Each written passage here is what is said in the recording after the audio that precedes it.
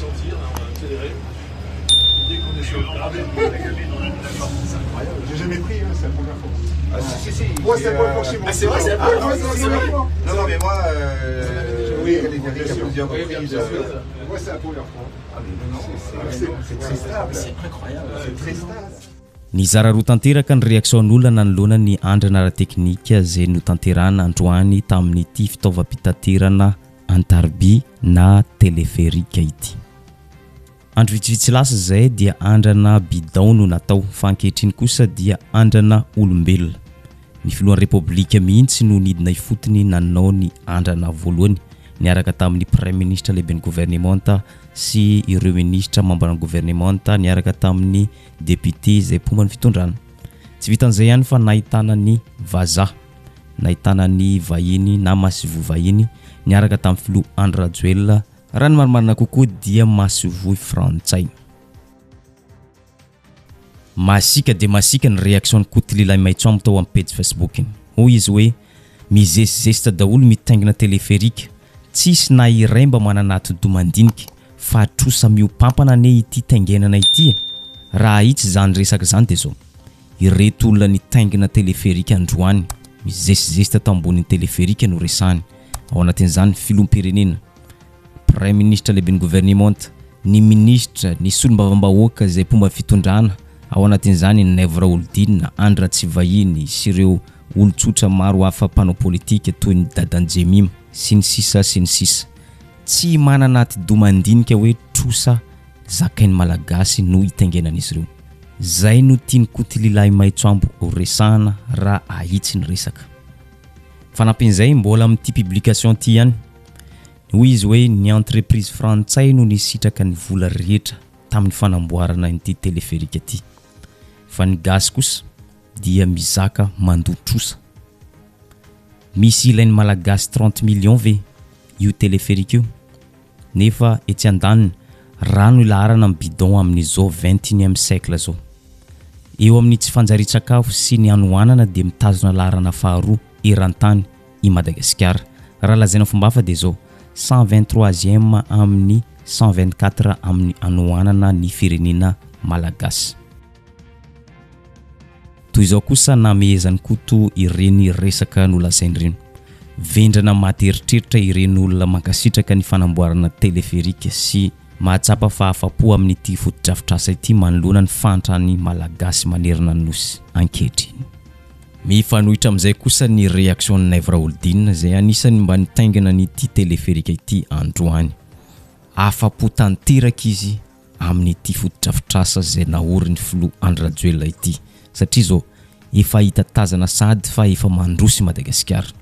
Efa hita ny ezaka ataon'ny filoham-pirenena Andry Rajoelina amin'izao fotoana izao ka tsy tokony tsikera intsony ny mpanohitra hoy izy. Mandroso isika ary mizotra trany ny fampandrosoana. Satria zao ny zavatra rehetra entina hampandrosoana ny Madagasikara dia efa napetraka ny filoha Andry Rajoelina daholo.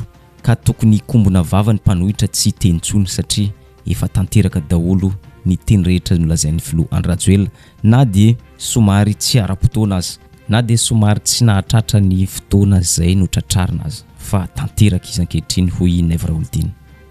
Zay fampanantenana rehetra tenen'ny filoham-pirenena dia ny fotoana natanterahana azy no hoe tsy fantatra ndraindray hoe androany sarapitso fa izay nitenenina dia tsy maintsy vita.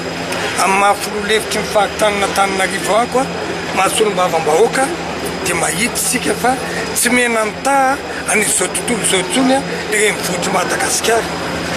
Raha hitantsika hoe kalesa taloha dia zevao taloha amin'nyfanisika taxi be dia matanteraka amintsika ilay angan'ny taon'le hoe izy rembongia volomboasary ihany ity. Ny tiana tenena zany dia hoe tokony hotapitra hatreo ny vavan'ny mpanohitra, tokony hotapitra hatreo ny fanenjehana fa zay zavatra rehetrarehetra tokony hampandroso amin'ny Madagasikara dia raha antsika mahita. Zanaka Antananarivo no miteny eto fotra mbola manofitsika. Toy izao kosa ny réaction filoha Andry Rajoelina nanoloana ny fahavitany ity teleferika ity androany. Faly no sady resy lahatra fa tena mivoatra tanteraka ny fitaovam-pitaterana eto Madagasikara, indrindrandrindra fa eto andrenivohitra.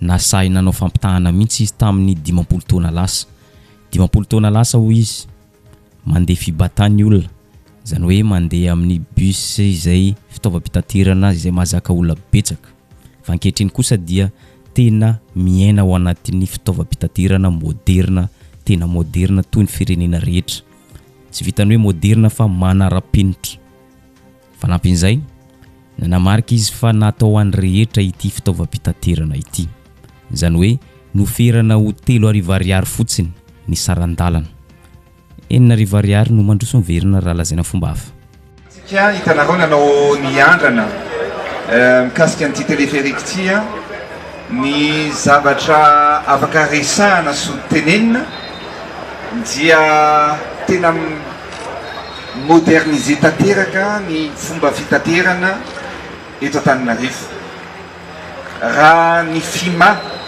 sy ny FIBATA no bus lehibe ny taona ny ponina teto Antananarivo 10 taona lasa zay ny ponina dia tsy mitsahatra mitombo satria ity tanàna Antananarivo ity dia natao raha ny sarotra misy anazy dia pour 300 000 habitants zao tsika miteny zao tsika efa mihoatra ny 3 millions isan'ny ponina eto Antananarivo noho izany tsy maintsy atrambo zabe ny tanàna nanao fivirina maneran-tany nandinika nijery hoe inona ny fomba ahafahana mampiena ny fitohana ny famovozana eto Antananarivo ny zavatra tsapantsika misy zavatra tsy tamaso rehefa mitohana amin'ny famovozana dia miteraka pollution setroka be dia betsaka ny ankizy marary akoatran'izay ny fitohanana zany hoe mandoto ny tontolo iainana akoatran'izay ny fitohanana ihany koa dia mampikatso ny araka ekonomika eto amintsika noho izany zavatra telo zany no ahafahantsika mitondra amin'ny fanavozana mikasika amin'ny fomba fitaterana eto Antananarivo toy izao kosa ny réaction ny gazety Tia Tanindrazana nanoloana ny andrana ara-teknika izay niarahana tamin'ny Flo Andrajoel sy ireo membre ny gouvernementa solombavam-bahoaka sy ireo ambassadeur vahiny raha ny marimarina kokoa dia Masivoy Frantsay misy dikany lalina dia lalina ny fahatongavan'ny Masivoy Frantsay niatrika ny andrana ara-teknika amin'izao 10 andro mialohan'ny fankalazana ny fety-pirenena na fety ny fahaleovantena izao tsy vitany hoe niatrika andrana ara-teknika izy ireo fa ny ray seza tamin'ny filoham-pirenena malagasy izay mizaka zo pirenena Frantsay zany hoe ny sary hita zany dia Frantsay mianakavy no tao anatin'ny kabina anankiray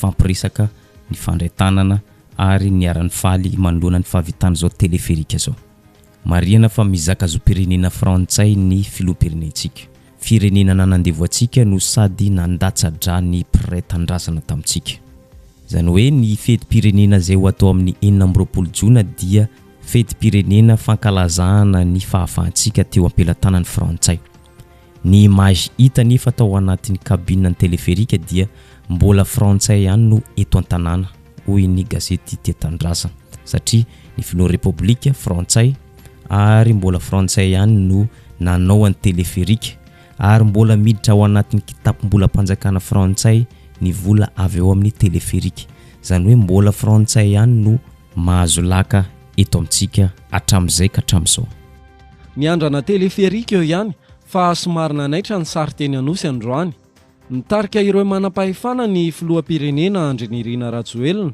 ary niaraka taminy teo nisantatra ny zotra voalohany ny Masivoy Frantsay eto Madagasikara Arnaud Gulois 10 andro mialohan'ny fetin'ny fahaleovantena no nisy zany sary zany ny Masivoan'ilay firenena nanjanaka ny Madagasikara miara mitaingina téléphérique amin'ilay filoham-pirenena malagasy nangataka ny zoam-pirenena Frantsay ny Colas orinasa Frantsay no nanao ny asa vola notrosaina tamin'ny la Frantsa no nampiasaina dia resaky ny samy vazaty hoy ny olona sasany mitazan-davitra raha ara-politika sy ara-diplomasia dia niseho tamin'iny sary androany iny fa tena mametraka ny Frantsa ho teto eto ary mbola ho eto tsara ihany raha averina ampafantarina antsika ity aferan'ny téléphérique ity indrindra fa ho antsika izay tsy dia maharaka ny toedra rampirrenena toy izao ny fandehany ity tetikasa teleférika ity tsy tao anatin'ny tetikasan'ny filohan'ny republika na lazaina fomba hafa hoe tetikasa IEM. Tsy tao anatin'ny IEM ity tetikasa ity fa tena ny fitondran'ny Andry Rajoelina no nipoitra ity hevitra fananganana ity teleférika ity. Raha araka ny vaovao reportage navoakan'ny Africa Intelligence dia tamin'ny 20 septambra 2024 no nanaovana fifanarahana tao Paris ary nisy ny fanaovan-tsonia teo amin'ny ministra ny commerce extérieur frantsay sy ministry ny fitantanam-bola malagasy Rindra Asimbelo. Raha ny teti-bola natontona tamin'ny ity tetikasa teleférika ity dia zao tombanana ho 153 millions d'euros na 800 milliards d'ariary eo no nanaovana ity tetikasa ny teleférika ity. Marihana fa vola notrosaina tamin'ny kitapom-bola mpanjakana frantsay izany rehetra izany ary mbola efainy vahoaka malagasy rehetra manerana nosy izany trosa izany. Talohan'ny fanaovan-tsonia nefa efa nametra-panontaniana ihany ny loholon'ny frantsay Pierre Laurent manoloana ny fahantrany malagasy izay miaina ny latsaky ny $1 par jour. Fomba ahoana ho izy no ahafana manatanteraka ity tetikasa teleférika ity izay andanina vola tsy toko tsy foroana? Fomba ahoana no ahafana mankatoa ny fandaniam-bola tsy toko tsy foroana amin'izao fahantrany Madagasikara zao ho izy? Nanome torohevitra ihany izy tamin'izany hoe tokony hatsahatra na averina dinihana tsara ity tetikasa ity satria sao dia mbola misy zavatra hafa no tokony atao laharam-pahamena ankoatra ny teleférika. Olona ao anatin'ny fanjakana frantsay zay no nanao zany sosikevitra zany. Fa ny mpitondra malagasy dia dodina sy maika anao an'ity teleférika ity, tsy fantatra hoe no ny fahazahoan'izy ireo tombony na ny fahazahoan'ny malagasy tombotsoa ao anatin'ity tetikasa ity. Izany rehetra izany dia voalazan'ny gazety Africa Intelligence. Dia arak'izany dia tanteraka ny fanaovan-tsonia fifanarahana tamin'ny 20 septambra 2024. Ndao jerentsika ny fanehoan-kevitry koty lehilahy Maitsoambo tany tamin'ny taona 2024 nanoloana ity tetikasa fanaovana teleférika ity. Hoy izy tamin'izay hoe opa ho an'ny malagasy ity teleférika ity raha ny gazety novakiny tamin'ny reportage tamin'ny gazety vahiny ny anankiray novakiny. Fa nahoana no mahasamy teny an'izany koty lehilahy Maitsoambo? Ny antony dia zao, ny fanaovana teleférika dia tsy tombotsoan'ny malagasy velively okazava fa intérêt personnel ho an'ny filoha Andry Rajoelina manokana. Na io tambiny amin'le hoe frantsay no nametraka azy teo amin'ny seza izay misy azy ankehitriny dia manaiky izay rehetra tenenin'ny frantsay na mahazo tombony kely ohatra hoe 5% na 2% amin'ny fanamboarana an'ity teleférika ity i filoha Andry Rajoelina ka voatery tsy maintsy manaiky izany rehetra izany izy ho tombotsoany sy ho tombotsoan'ny frantsay. Ary fanampin'izay nanamarika koty lehilahy Maitsoambo tao anatin'ny gazety novakiny fa entreprise frantsay no nanao an'ny teleférika, izany hoe entreprise Colas sy Poma. Ary frantsay no mitsentritra vola rehetra azo amin'ny teleférika fa ny malagasy kosa no mandoa ny trosa rehetra izay nalaina ny fanarahan'ny fitondran'ny malagasy tamin'ny fitondrana frantsay. Zany rehetra zany dia midika fa opa manopa antsika malagasy ny filoham-pirenentsika, ny mpitondrantsika sy ireo izay tompona andraikitra ny araka ny salata amin'ity fotodrafitrasa teleférika ity raha ny gazety izay novakiny koty lehilahy Maitsoambo tamin'ny taona 2024. Ndao inoantsika ny fanehoan-keviny. Le teleférika zany dia i Macron teny amin'ny Andry Rajoelina hoe manamboara teleférika lahy, tsy manambola lahy fa omeko vola lahy anaovana teleférika. Ka le teleférika ny entreprise frantsay any manao anamboatra an'izy dia i Colas sy i Poma. Dia zany hoe amin'ny fanamboarana teleférika io dia entreprise frantsay no mahazo tombony amin'io, miverina amin'ny la France any zany le vola. Zay fandeha an'izy. Ary le trosa 152 millions d'euros ny gasy no mandoa an'le izy, ny gasy kely manenganiny no mandoa amin'izy. Zay le izy raha tsy fantatry ny besin'ny maro ny fandeha an'izy.